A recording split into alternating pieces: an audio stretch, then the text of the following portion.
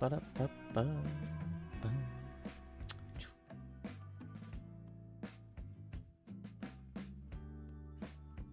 There we go. There we go. That's what I want. There we go. Get the writing frame up. We don't need main cam. Don't need to have my giant face on the interwebs.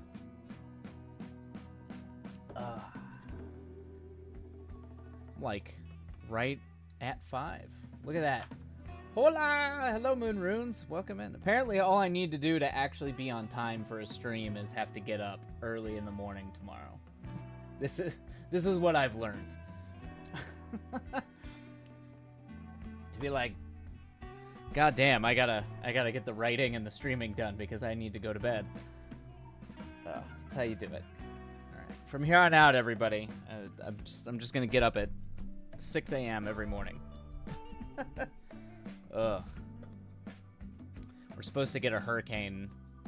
Well, it probably won't be a hurricane when it hits LA, but like a tropical storm, which we never get. But it's very, very muggy here, and I can tell. It's like you can tell a storm is brewing because it's so muggy right now. It's so sweating profusely in my room. Yeah, it's wild, you know, it's fine. The world's just ending, so crazy weather and all. But yeah, it's crazy. That's when I get up every day for work. Moon Runes, that's awful. That's awful.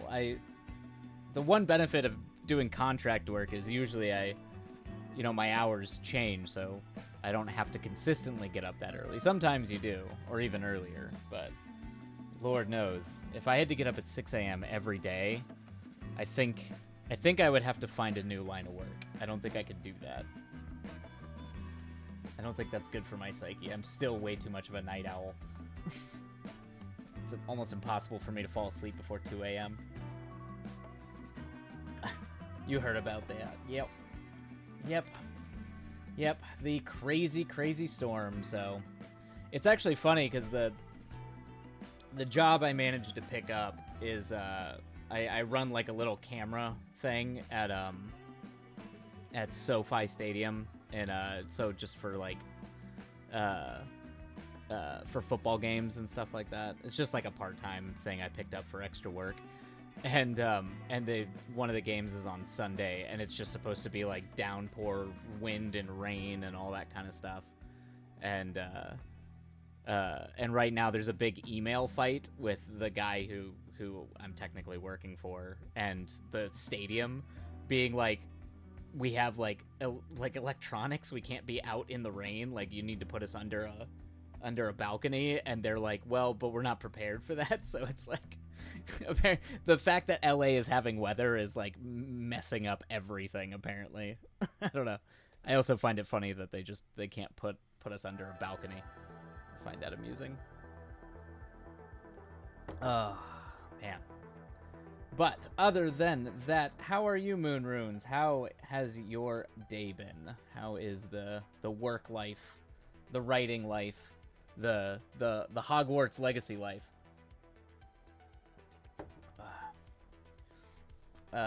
That's how it is when it snows here. Everything shuts down like it's the end of the world. Yeah, it's like, it's just, man, sometimes the way places have no idea how to react to weather. It's just weather, everybody. It shouldn't be this hard. And I'm also not looking forward to driving either, because boy, man, people in LA do not know how to drive in rain or any kind of inclement weather. And they like lose. It's funny because people drive like hyper cautious and weird and slow when it's sunny out, and then when it's raining out, they drive like they're out of their minds. And I'm like, this makes no sense.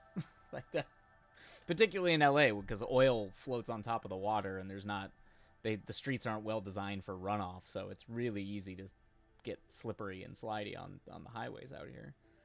And people just drive like, they're like, oh, I just drive normally. And I'm like, no, this is when you're not supposed to drive normally. What's wrong with you?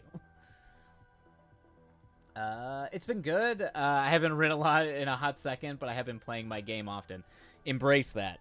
Embrace the game life. I'm kind of regretting that I got struck with inspiration for this rewrite in the middle of Baldur's Gate, or I'd probably just be playing Baldur's Gate. I would do like some just like kind of what I was doing at the beginning of the week, where I was like, oh, I'm just gonna throw out some ideas for this other script I want to do while I stream, and it'll be low key, and then I can spend most of my time just playing Baldur's Gate. But of course, right as I'm in the middle of playing Baldur's Gate, like I'm up all night getting hit with ideas for this rewrite. So now I got to juggle both of them. I'm about to go pick up dinner. Awesome. And then log on my game with my sister. Yes, go fishing. Go fish.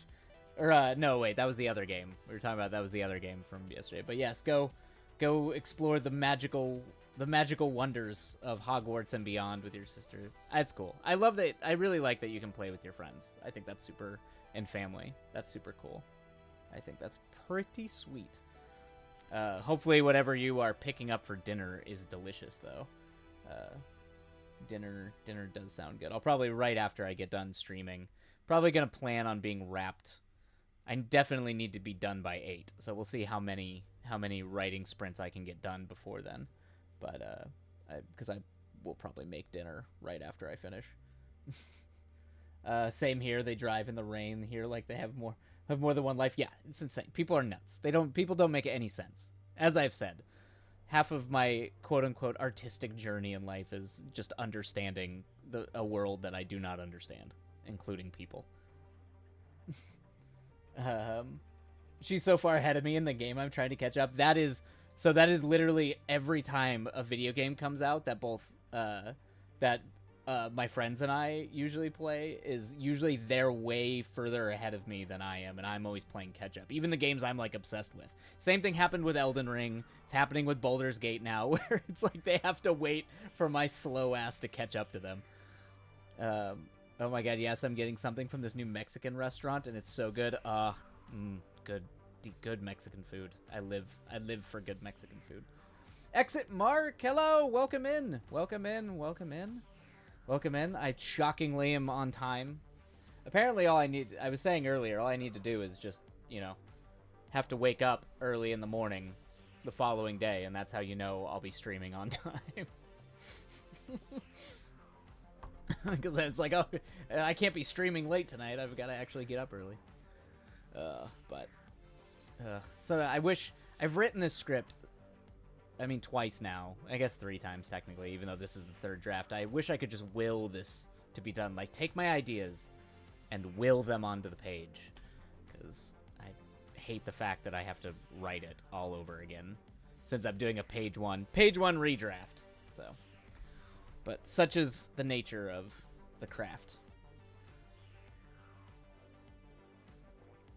Oh, man. How are you, Exit Mark? How is the writing / the life / all the things? Hopefully everything is treating you well.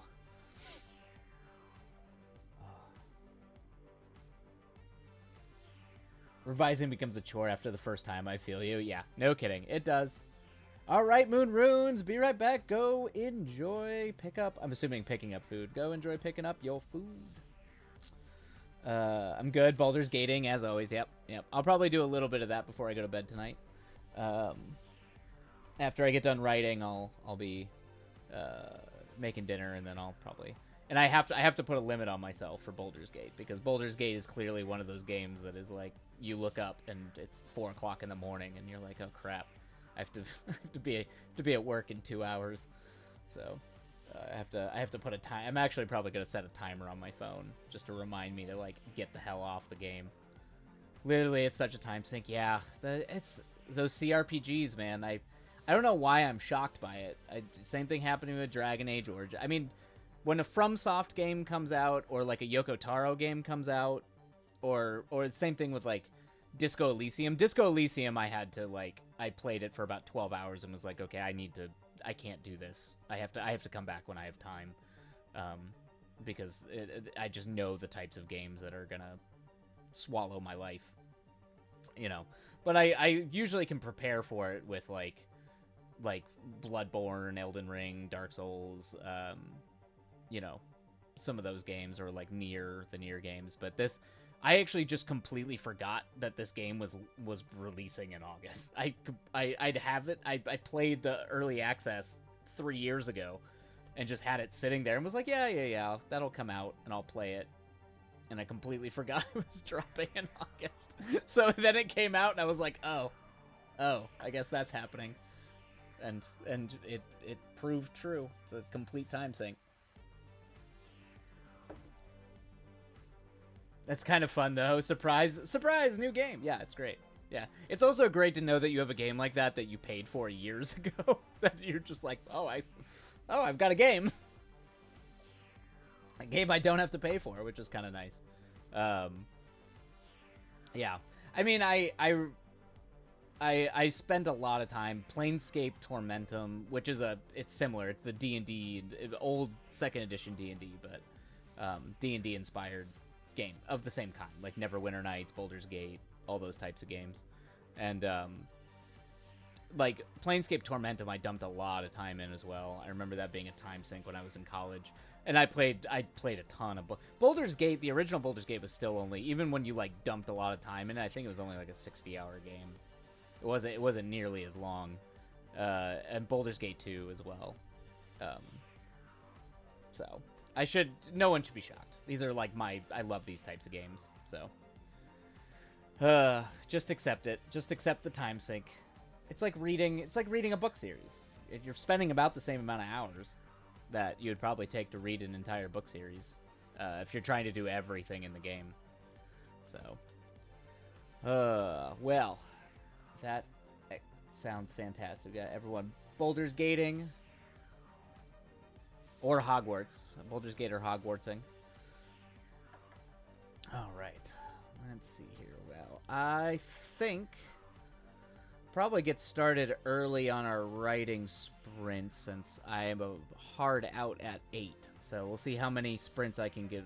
If we can get 4 in, we'll do 4 sprints. If we can't quite get 4 in, it'll probably only be 3 then. So I can be out and doing all my adulting stuff by 8 p.m. tonight. So why don't we shift everything over? Adulting stuff, yes. I'm not a fan, and I have a long work weekend this weekend too, and it's a work weekend in approaching weather too, which is going to add a lot of complications.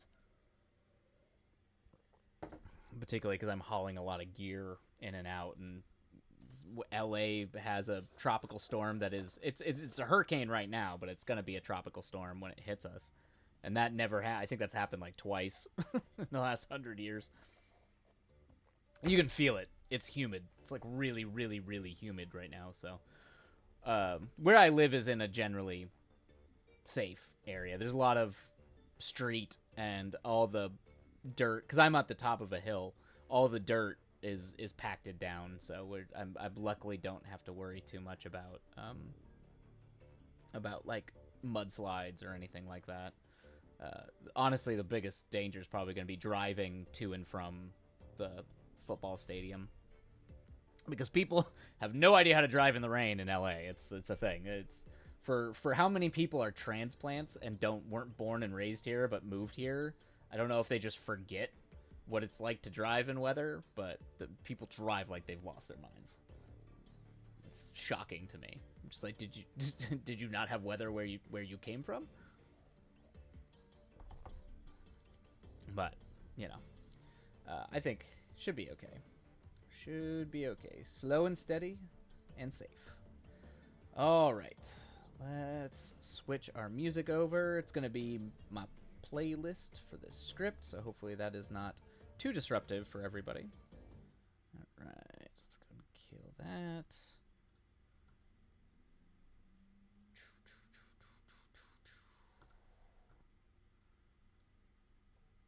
This. Of course, I'm getting like a million updates about the writers' strike, because they are actually talking, and we're not hearing anything, which is always a good sign, meaning that they're actually like talking, not just being mad at each other. So that's good. All right.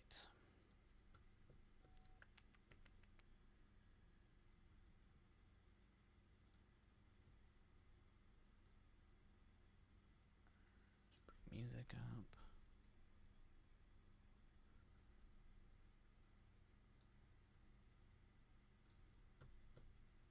Oh my god, I hope something good is happening finally. Yeah, me too. I think everybody's hoping so. Every single person wants something to be happening, but if they're quiet and we know they're talking, and I know the Writers Guild East is flying out from New York tomorrow, or flying out, or I think they flew out today, which all those signs indicate that they are talking, and whatever is being counter proposed is substantial and not just, that they're actually talking, which is good news. I don't know if that means anything's going to be done anytime soon, but it's at least movement. Whew. All right. Alrighty, everybody. I think we are just going to go ahead and get rolling on the sprints. If you're playing games, enjoy the games. Try not to be mind flayer meat. And yeah, we will catch you on the other side. Happy writing, happy gaming, happy self-care, whatever it is. We'll catch you on the other side. Wait, where's my thing? There we go.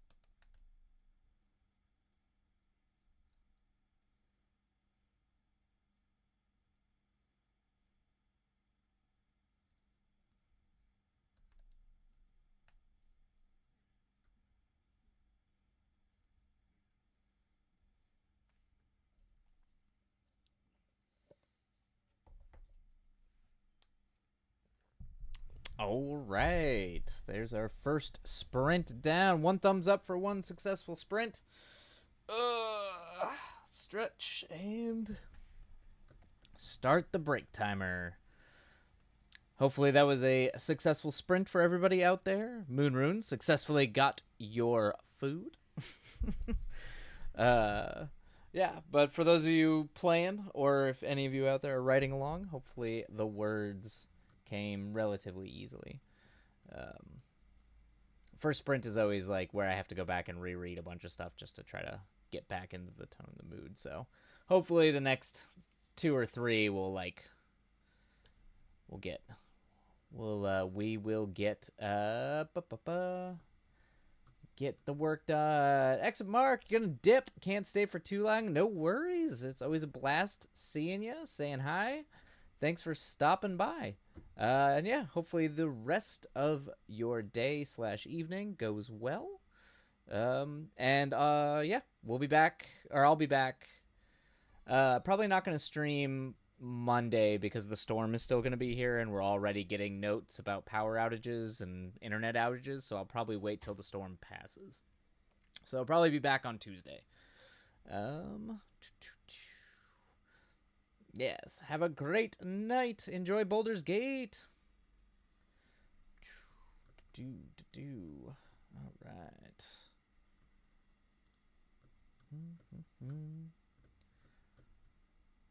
Alrighty. Been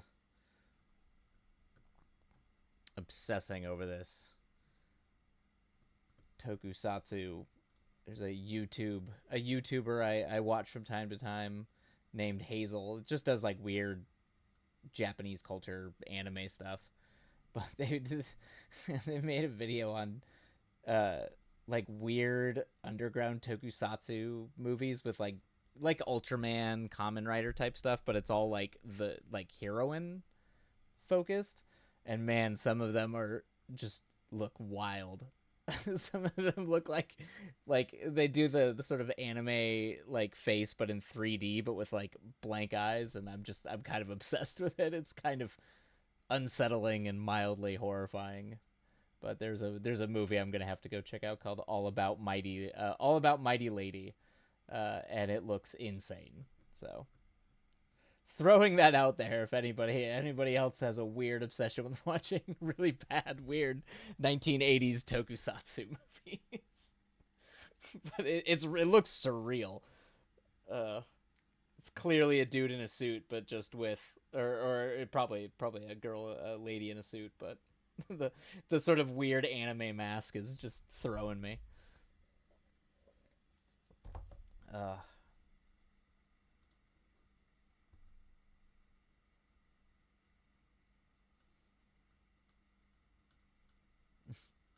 Oh my! Oh, if you did you Google it? I feel it just looks insane. They're like, it has, I think they're trying to, because even Ultraman has like almost like silver eyes, kind of, you know. But for whatever reason, and apparently this one blinks, like they actually gave it like eyelashes, the mask. So it's just these like giant, anime eyes, but black, but like completely black, like missing eyes, but with like eye flaps so they can like wink and stuff. It just looks insane. Just so wild. These are the things. These are the weird the weird things that make me happy in life. Is just paralysis demon. Yeah, I mean, they're always struggling to come up with, because it's like the Sentai Rangers kind of thing where they just have to keep coming up with a monster of the week kind of thing. So they're like, I don't know. It comes from the yokai thing. Like, I don't know. What better name for a demon than just this one gives you paralysis? It just makes you paralyzed. That's it. I'm pretty sure that's why they like the sort of like kaiju genre, the tokusatsu and kaiju genre exists as kind of a modification of the sort of yokai mischief monsters from like folk tradition and folk religion in Japan. But boy, things in the 80s got weird. There's so many weird, like some of it's great, some of it like some of the weirdness is like iconic and changed everything, changed like genre defining weirdness, and then some of it's just real out there. Real out there. You get Akira on one hand, and then you get uh All About Mighty Lady on the other. When did did they come out the same year? When did Akira? When did the movie come out? It would have been the 80s. I think it was later. I think Akira was late 80s. It was like 88. Yeah, it was 88. 88. So 4 years before Akira. There also is a really weird anime film that came out before Akira that's mildly Akira-esque. That's kind of funny. And oddly similar. But I just remember that there's a part where they give the female character in it bunny ears, and I don't understand why. It's like it has no relevance to the story. They just like she shows up and has bunny ears for no reason. It's like completely unexplained in the movie. You're like, what? 1980s Japan. Why? Why you be like that? Moonrunes. I haven't seen Akira. Oh, you haven't seen Akira for some reason? Moonrunes. It's fashion. Yeah, it's fashion. I mean, it probably was like when was Daikon? When Hideaki Anno did Daikon and all those other Gainax guys did Daikon. I think that was in the 90s. Because I know that was the sort of famous bunny girl anime character that they had animated that was like the sort of mascot of the short film, the short Daikon films. You haven't seen Akira for some reason? Well, Moonrunes in my pantheon of movies that I still need to do. Maybe I'll make that a stream where I just go down and make the sort of the canon of films that I apparently of both the films that defined me and my taste, but also the films I think are genuinely the best of it. Akira is absolutely going to be on that list on the canon of like some of the greatest films ever made. Akira is absolutely up there. If I had to go like down the anime films, like the Japanese animated films that were some of the best just films in general ever made, it would definitely have Akira. It would probably definitely have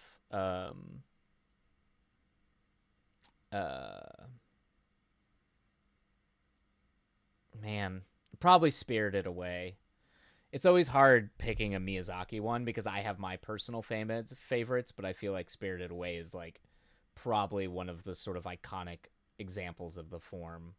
But yeah.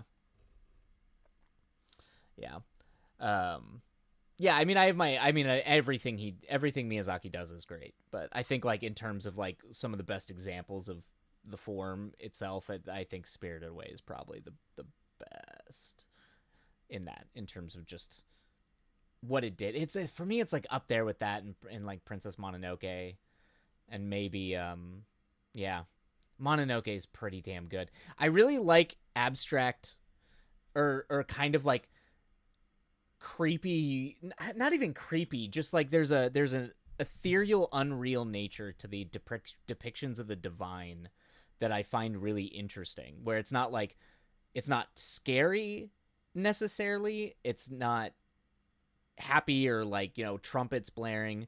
It's like uncanny and alien, but somehow familiar and strange. And the forest spirit in Mononoke is like top tier, like one of the best examples of that ever. That and probably the depiction of Lilith, the Lilith formed at the end of Evangelion, the movie.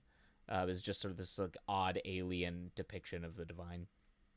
I love Spirited Away. My favorite, Princess Mononoke. Princess Mononoke is just that good. And also that was the first, like that came out when I was of the right age. But I remember watching Spirited Away all by myself in the woods in Wyoming in a cabin, and I don't know, that always lended itself to me. I have a tree spirit tattooed behind my left ear. That's awesome, Moonrunes. That's fantastic. Those little dudes, those little weirdos. I love the way that I just love them, the way they're animated, their design, and the way that they like their little head shake. It's cool. Yeah, I could go on for yeah. I love those guys. I love those little guys, those little weirdos. Yeah. I mean, he always has kind of a thing about the little like the nymph, not even nymphs, the little creatures of the forest, because you get that in Totoro too. And see, that's the other thing is Totoro is almost like a perfect film. It's like it breaks all the rules of cinema. It has no villain. It has no real like plot structure. It might all if there's a part of me that might even have to put it like Totoro up there with Spirited Away. It's just it's kind of it completely breaks all the narrative rules of cinema and makes it the most cinematic movie in a lot of ways. I guess you could argue that because it's less about a villain. Yeah, Kiki's like that too, and I love Kiki. It's that's Miyazaki in general. Even Mononoke doesn't really have a villain, and the villains are deeply sympathetic and not really like villainized in a way. But a lot of his movies uh, uh, aren't concerned with human antagonists. It's always characters in relation to nature and their own humanity as an antagonism to nature because of his obsession with nature. So yeah, Kiki's like that because Kiki's also like almost a perfect coming of age movie. Um, yeah, yeah, it's hard. That's why it's so hard for me to pick a Miyazaki movie because one of them needs to go in there, but they all it's like which movies use the form most effectively, and that's kind of like how I define if I was going to be like what's in the canon. So it's like I feel like I'd have to go rewatch Totoro, Spirited Away. Um, Probably the only reason I probably wouldn't put Kiki on that is because I think the final act of Kiki gets a little too rambunctious. Um, it becomes a big deal where Kiki has to save the town. Um, so I think that goes a little bit more like broad and bellicose, and it doesn't really. I don't know. I don't know if it doesn't hit certain transcendent subtleties quite the way that like something like Totoro does or Spirited Away. Even though I love Kiki, and I also think Kiki is the best depiction of like depression I have ever seen. Just such a good like that. I'm like, oh, this is a cartoon that actually shows you what depression is like. Holy crap! Where she's like, I just don't feel anything or good. You're like, whoa, that's real depression. Oh, Miyazaki movie night. No kidding. Yeah, you've got uh, you've got like a whole thing. Whew. Anywho, all right. Um, all right. Okay, I'm getting warning messages about the weather. Great. All right.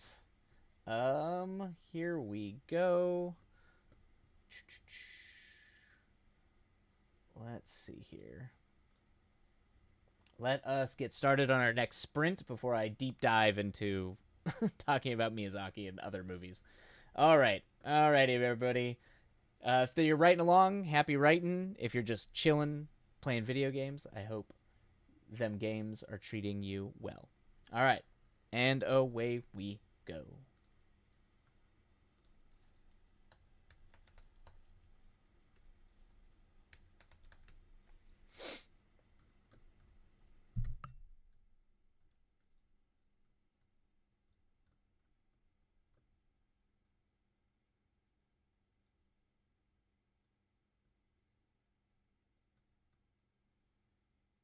Ah.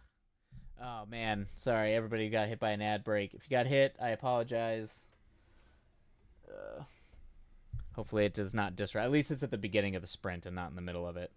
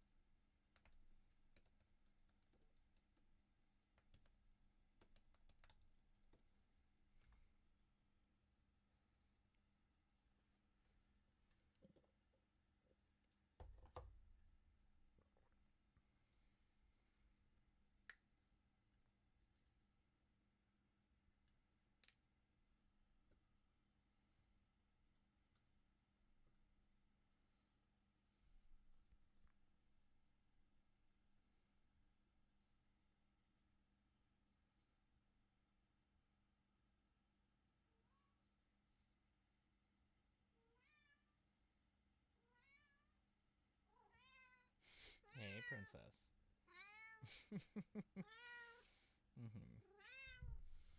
Come to say hello.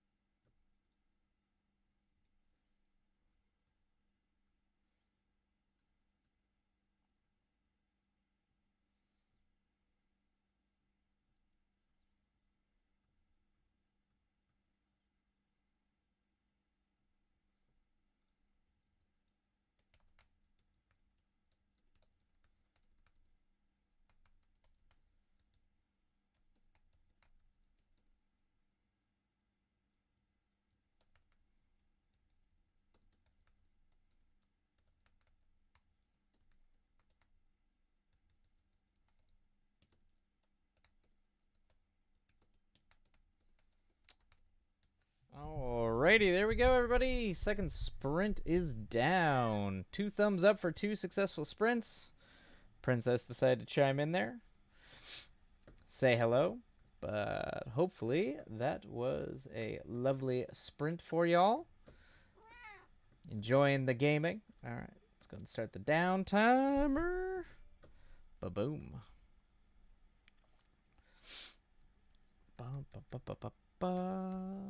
There we go. Oh, there we are. Now, see, now I'm thinking, I'm trying to think, like, what? You got me thinking about Jeez, guys, you got me thinking about my canon movies now. Hello, UA. Hello, Princess. I know. Yeah, I know. She likes to, yep, she's attacking the mic. She's going for the mic, everybody. Oh, man. Alrighty. What is this? Okay. Princess, yep, see, there you go, Moon Runes. She's saying hi while beating me. Yep, oh yeah? Uh-huh. What's wrong? What are you upset about?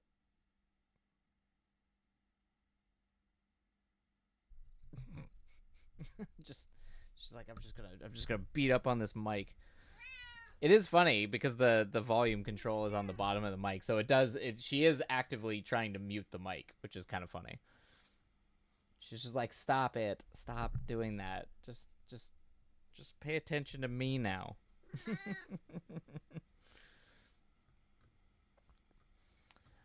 Oh, man.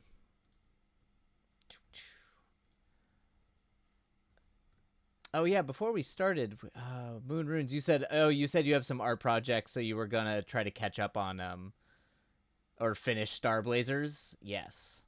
Yes. And then even after, if you finish 2199, there's a whole sequel series called Star Blazers, or Battleship Yamato 2202. Which isn't quite as good, but still pretty close. And I think they're pretty solid. They're both shows, some favorites of mine in the anime world. It also, like, it's of a type, like a type of thing. It's like very humanitarian sci-fi Odyssey type thing, so it's somewhat similar to like Star Trek in that way. You know, it likes to deal with, like, you know, it's sci-fi that's got things to say. It's on that website too. Oh, good. Yeah. Oh, I'm sure they do have Akira. Yeah, if you've got, I mean, Akira, I think is on almost every major streamer nowadays. You should definitely watch Akira, and like the best. That is like a movie to watch in its entirety. Glory. One, the soundtrack is one of the all-time greats ever. And then of course the animation. So much of that movie is actually animated at like 20 to 24 frames a second, which is just wild. And then of course, then if you want to deep dive into that world, you can read the manga, which I highly recommend as well. The manga is obviously longer and more robust than the movie, but it's equally as good. I've heard really good things over the years. Yeah, it's a masterpiece. It is one of the, just like, oh, that happened. They made also just a really good movie about the time too, in the 80s, like the turn of the century. Some great like socioeconomic political commentary on top of like deeply existential themes of like human consciousness. It's really good. It's up there. It's hard because like my favorite Oshii film is definitely Angel's Egg, but I have like a really soft spot for Ghost in the Shell or the Patlabor movies, which are up there too. They're kind of all political thrillers, but they're very, very, but like with mechs and stuff, and like a dystopian cyberpunk police state. But they're very good. They're very good movies. And then obviously Ghost in the Shell is all about like you know, evolution of consciousness sort of things. But yeah, I need to Yeah, Ghost in the Shell is one of my favorites. I love Ghost in the Shell. And Oshi's just a great director. I mean, Oshi, like Otomo, who did Akira, like he did like Steam Boy. He did some great shorts with like Robot Carnival and Memories. Um, but like Oshi just knocks out so many movies. Like Ghost in the Shell is a great movie. Angel's Egg is a masterpiece. Patlabor 1, Patlabor 2. Um, I'm not as wild about the second Ghost in the Shell movie. I don't think it's as good as the first, but it's still pretty solid. Um, yeah, yeah, they're good. They're good movies. Oh, hello, princess. I know, but yeah, now I have to like, yeah, now my brain keeps moving to like, what are the great films of, like the films that like defined the form, like that form, like almost creating their own language, like the language we now take for granted of storytelling, or like cinematic language.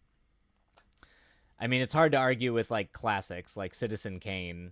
I mean, that completely defined how like nothing like that had been made before, using visual like types of visual language, deep focus, crosstalk. It was the first movie to do crosstalk where people talk over each other. Um, Also, just the structure of the film is really, really good. Uh, 2001: A Space Odyssey would have to be up there for sure. Um, Although my favorite like recent film is like this 3 hour melodrama from Taiwan called Yi Yi.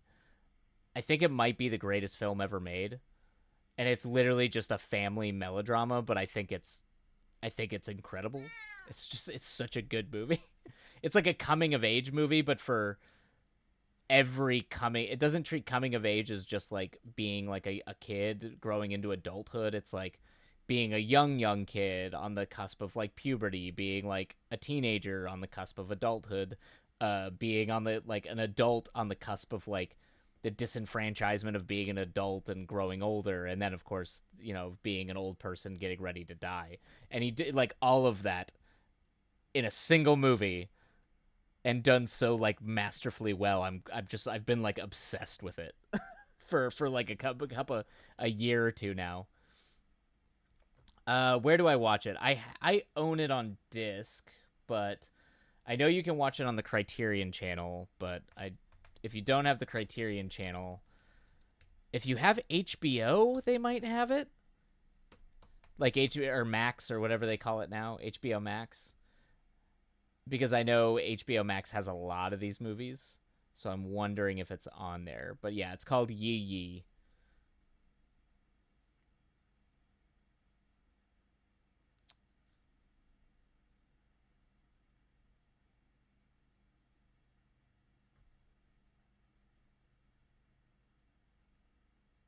Is it on? Is it on HBO? Let me see if it's on HBO.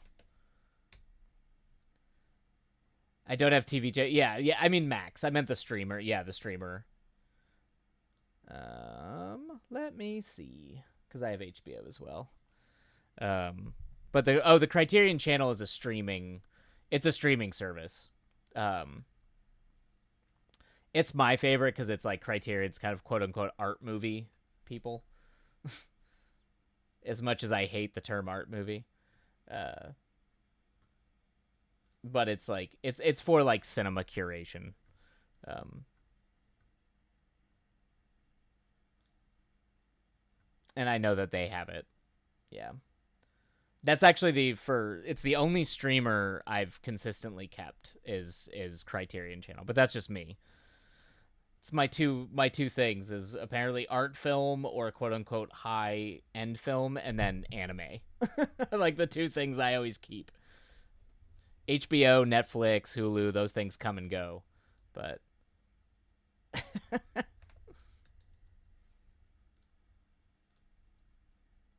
yeah, if you ever find yourself in a Barnes and Noble Moon Runes, you'll probably see a lot of like hipster looking guys in the what they call the Criterion section of the where they sell DVDs and Blu-rays. There's a whole section of Criterion movies because they release them on physical disc as well. So you'll see a lot of like hipster film dudes like me probably standing around there being like, "Ooh and ah," and then explaining to someone who doesn't care why this movie's brilliant.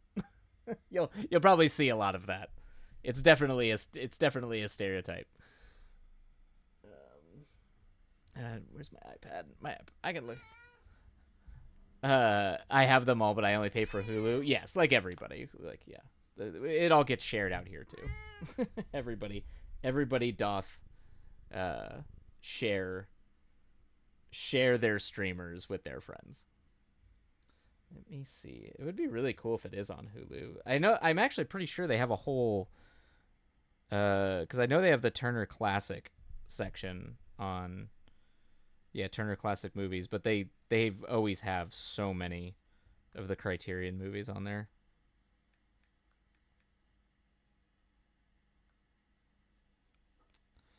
Let's see. Damn it. I don't think they do. Drag. They've got a lot of other good movies though on here. Oh yeah, they've got a ton of great Criterion stuff on here.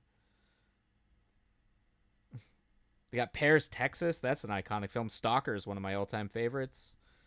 Chungking Express and In the Mood for Love are both absolutely beautiful like love story films, like some of my favorites. High and Low, Akira Kurosawa's High and Low is fantastic. Yeah, they've got. If you want to deep dive into, they've got a lot of good movies on HBO. It's one of the good things about the HBO Max. All right, I think it is time to dive back into our writing sprints. Actually, you know what? I'm gonna go the Hulu. Oh, I see. Hulu recommended recommendation list, please. See what's on Hulu. Hulu's got some good stuff. All right, I'm going to go get water really quick. So I've got some water. And then we will start our third sprint. Okay, so we'll do a Hulu and HBO recommendation list. That's what I'll do on the next break. If we've got time for one more sprint after that, I'll begin the Hulu and HBO recommendation list. All right. I'll be right back. Let me get water.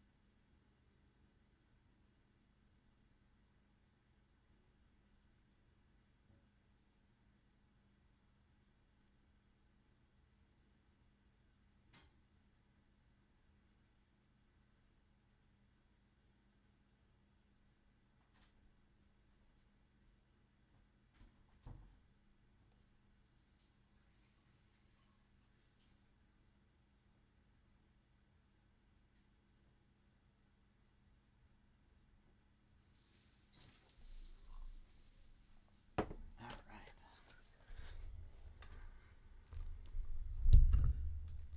Okay. Okay. All right. We are back. And time to get back to work. Interested in those lists too. I'm always looking for new things to watch. Oh yeah, I'll post them in the Discord too. But yeah, probably start breaking those down on breaks or breaks during writing sprints or something like that. All right, everybody. Let's go ahead and get back to work. We will see you all on the other side. And away we go.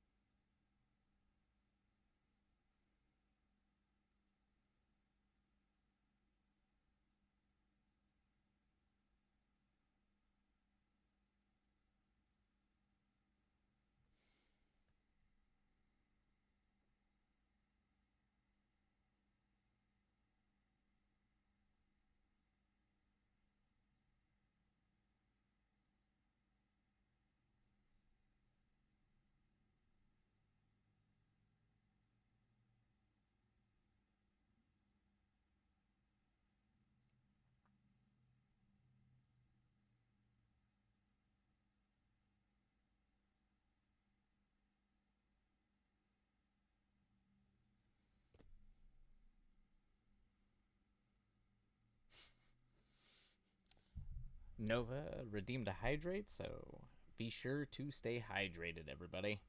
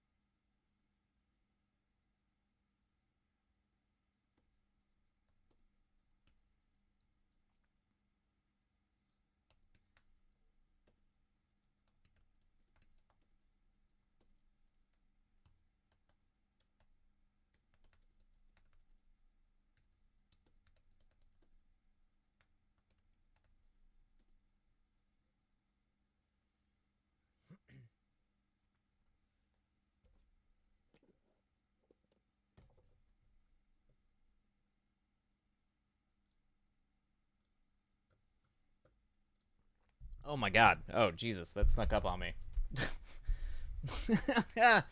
3 thumbs up for 3 successful sprints. Oh, all right. I think we can get 4.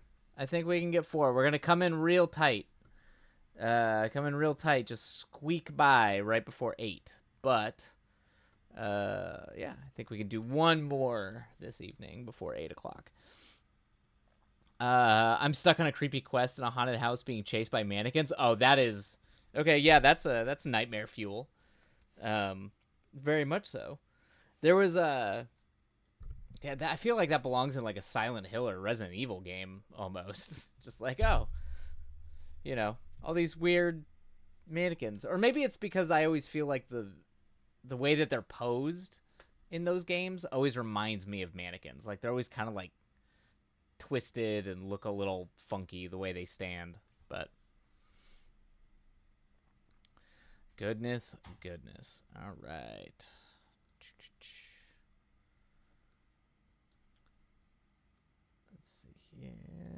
Yeah, the room keeps changing every time I turn around. I'm just so and so I'm lost just killing them left and right.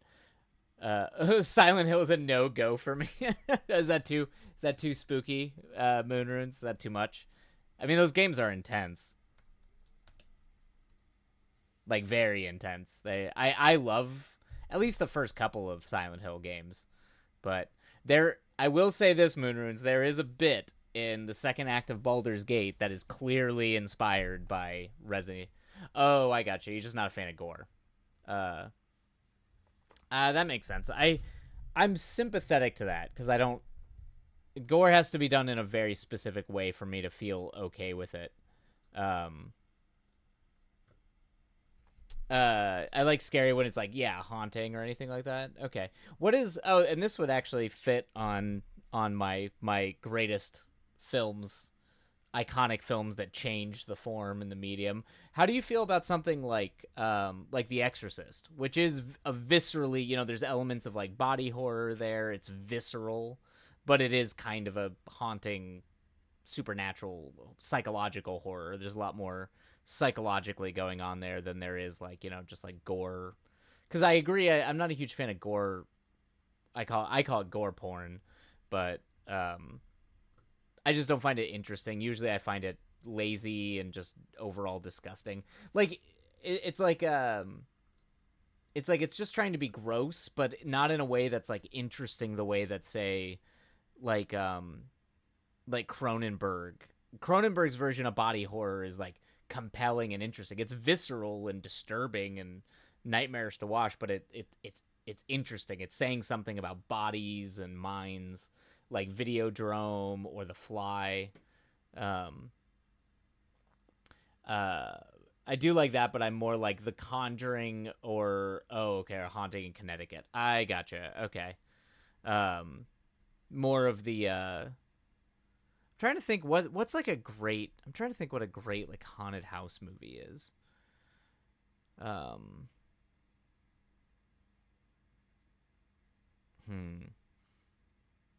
do really like. I mean, aside from like something more like gothic and romancy, like Crimson Peak, which is more like it's not really like a horror movie. It's like a gothic romance. Um, hmm. What's a good haunted house movie?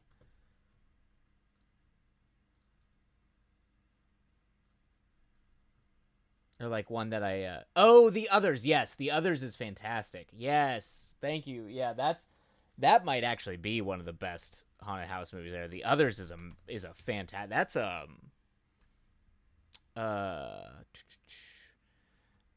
yeah, that's Amenabar. Yeah, that's a great movie. That's a really good movie. I haven't seen that movie. I loved that movie when it came out. Oh, Haunting a Hill House is great. Yeah. Yeah, or anything that well, I didn't like uh that shit was scary and so good. That he what's his name?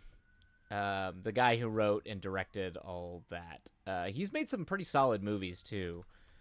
Like, and he's pretty good at that like haunting stuff. Um,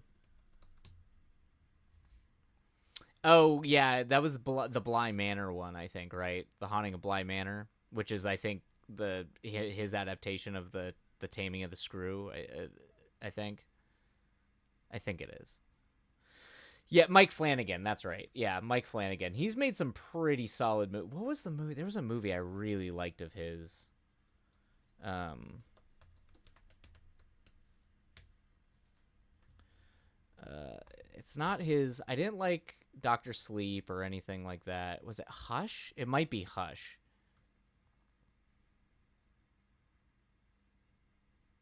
But he's yeah, the guy who did Haunting a Hill House. He's made some good stuff. Um, oh yeah, and he's about to do the Fall of the House of Usher, which oh, you know what? That's right. He did do Gerald's Game, which I would hate. I hated the short story by Stephen King, but the movie actually was good given the subject matter. I was surprised I was able to handle it. Um, but I definitely think he handled it really well. Oh, you wish he didn't show his face. Yeah, yeah, that's true. What? Oh, Abstentia. That's right. That was the other thing he did. Okay, yeah. Before I Wake. Okay, I didn't like Doctor Sleep all that much, but yeah, yeah. So you like that kind of stuff. How'd you feel about Midnight Mass? I thought there were elements of Midnight Mass that were fantastic, but I thought it was a little. It was very sincere, but it was a little too much. I like the Boy movie. I'm not familiar with The Boy.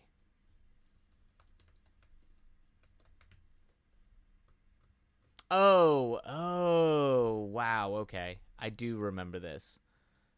Yeah. Okay, that was directed by William Brent. William Brent Bell. Okay. I don't think I've seen this. I remember when this came out, but I must have missed it. Interesting. Interesting. Okay. Yeah.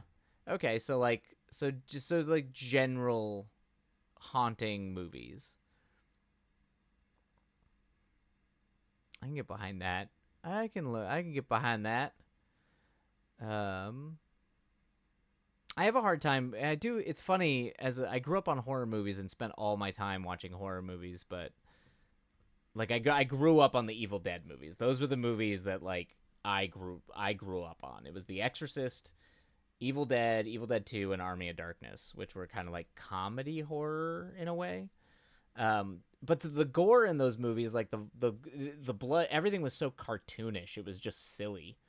So it like never had like a visceral, gross reaction. It was more like kind of funny, like watching Bruce Campbell try to shoot his hand crawling around, and then just like a torrent of fake blood shooting out of the wall was mildly amusing. I don't know, it's just funny. Uh,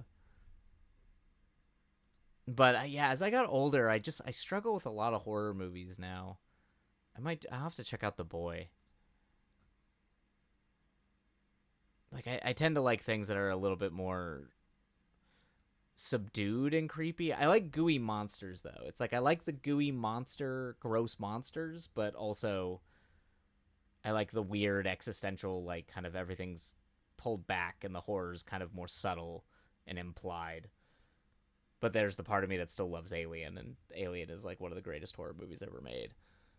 And that's got like the king of all the creepy creatures. There is a really good horror movie on I think it's on Netflix called The Ritual. It has one of the best it has one of the best monster designs I have ever seen in a movie. Oh no, oh Moon Runes, my app crashed. Oh, as I'm just babbling about horror movies and my struggle to find good horror movies. Oh, it happens. It happens. But I'll check out The Boy. I remember when that came out, but I never saw it. But yeah, I struggle. I definitely struggle with horror. I think like I like subdued existential horror a lot more, but I was saying like I still like my gooey monsters like the crate like Alien and stuff, you know, where the monsters are like are are pretty, you know, I like good monster design. I feel like you can make a really great creepy monster. There's a really good movie on Netflix that has it is the best monster design I've seen in a long time. Um the movie itself the movie itself is kind of both, but like the is kind of like, yeah, it's pretty good. It does what it needs to do, but the monster design is next level. It's called The Ritual, and almost positive it's on Netflix. I'm pretty sure it's a Netflix movie. All right. Aliens freak me out. Yeah. The original Alien movie is one of the greatest. That would be in my canon list of movies as well. The original Alien, and that of course is on Hulu.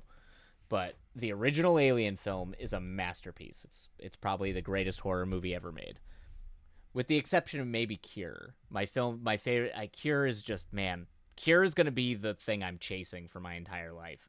I think. Cure is hands down just, it's so good. It's so good. it's it's just it's it like breaks all the rules, but is so good. But if you like creepy monsters and like kind of folk horror-y stuff, The Ritual is definitely a really good movie. I'm a big fan of it. All right. All right. Well, to keep everything, so we are wrapped out at uh I'm gonna go ahead and start the final sprint so we can be done. I can be out at 8 and go make dinner. I need to pick a weekend and just go all in on a movie marathon here. Yeah, I need to. I'll go through HBO and Hulu, and try to come up with all the best movies on there to watch. All right, everybody, we're gonna go ahead and hop into our last sprint of the night. All right. Happy writing, everybody, and we will see you on the other side. And away we go.